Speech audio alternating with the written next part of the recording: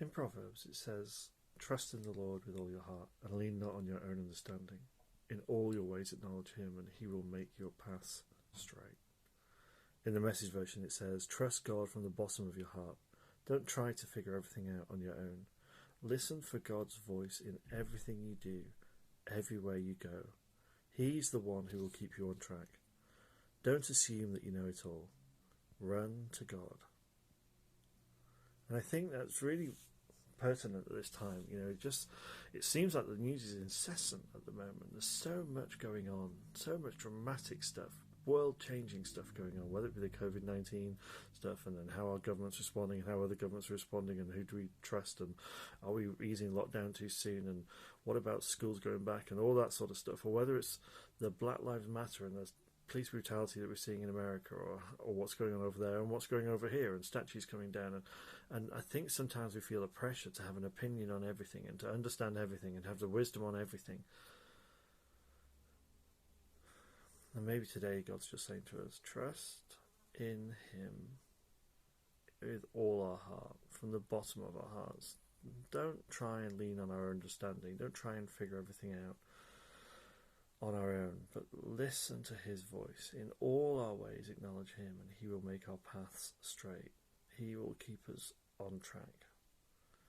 And I think when we spend time with God, when we turn to him, when we sit with him, when we rest in him, we transcend some of these issues.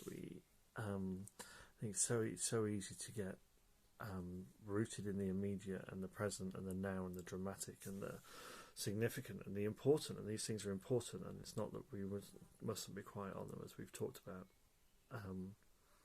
but it's important to come at them from a perspective where we're rooted in God. So if you're feeling pressure to have an opinion on everything and to figure it all out, let me release you from that pressure.